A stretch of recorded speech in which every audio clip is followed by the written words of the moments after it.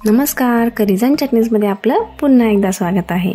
आज आपण लिंबांपासून आंबट गोड चवीचा लिंबाच्या क्रशची रेसिपी बघणार आहोत, जी करायला अगदी सोपी आणि हे खायला खूपच चटकदार लागतं। चला तर मग सुरू करूयात। इथे आपण पातळ सालीची लिंब घेतलेली आहेत।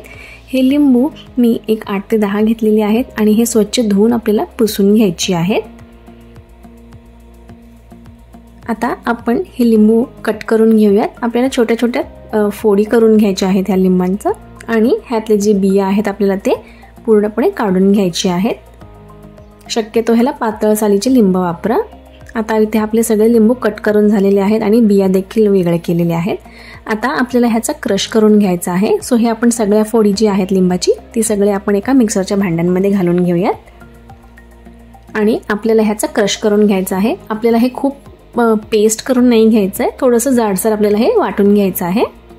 तुम्ही ते बघू शकताय, आपण ह्याचा क्रश तयार करून घेतलेला आहे लिंबांचा। आता हे क्रश आपल्याला मोजून घ्यायचं आहे। सो त्यासाठी इथे मी एका वाटीमध्ये घालून घेत आहे। आता तुम्ही ते बघू शकताय, आपलं हे 1 वाटी क्रश तयार आहे। सो 1 वाटीला दुप्पट आपल्याला गूळ किंवा साखर घालायचं आहे। इथे मी 1 वाटी क्रशला 1 वाटी साखर घेतलेला आहे आणि 1 वाटी गूळ घेतलेला आहे। जर आपल्याला गूळ किंवा साखर पैकी काहीतरी एक वापरायचं असेल तर आपण ते देखील वापरू शकता। म्हणजे 1 वाटी क्रशला आपण 2 वाटी साखर तरी वापरू शकतो किंवा 2 वाटी गूळ पण घालू शकतो। इथे मी 1 वाटी क्रशला 1 वाटी साखर आणि 1 वाटी गूळ घातलेला आहे, कारण ह्याच्यामुळे खूप छान चव येते। आता हे आपण सगळं व्यवस्थित मिक्स करून घेतलेलं आहे। त्यात आपण 1.5 चमचा मीठ घालून घेत आहोत। मीठ आपल्या आवडीनुसार आपण थोडंफार कमी जास्त करू शकतो। 1 चमचा लाल तिखट घातलेला आहे। लाल तिखट पण आपण चवीनुसार कमी जास्त करू शकतो। अर्धा चमचा काळं मीठ घालत आहे। इथे मी 1 टेबलस्पून एवढं किसलेलं आलं आहे आणि 2 मिरी आहेत, ते देखील आपण ह्यात घालून घेऊयात। ह्याच्यामुळे लिंबाच्या क्रशला खूपच छान चव येते। आता आपण हे सगळं व्यवस्थित मिक्स करून घेऊयात। आता हे सगळं छान मिक्स झालेलं आहे। आता हे आपल्याला मुरवत ठेवायचं आहे।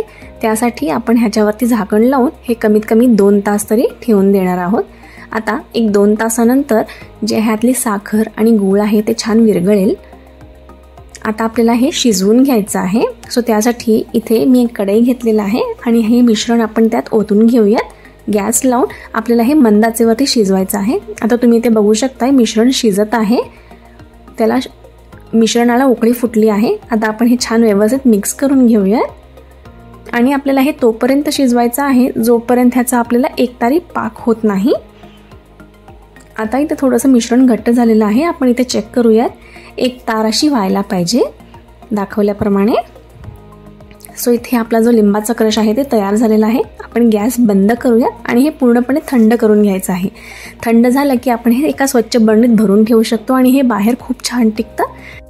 सो तुम्ही ही रेसिपी एकदा नक्की ट्राय करा आणि आम्हाला कमेंट्समध्ये जरूर कळवा तुम्हाला ही रेसिपी कशी वाटली। आवडल्यास लाईक करा आणि चॅनलला सबस्क्राईब करायला विसरू नका। धन्यवाद।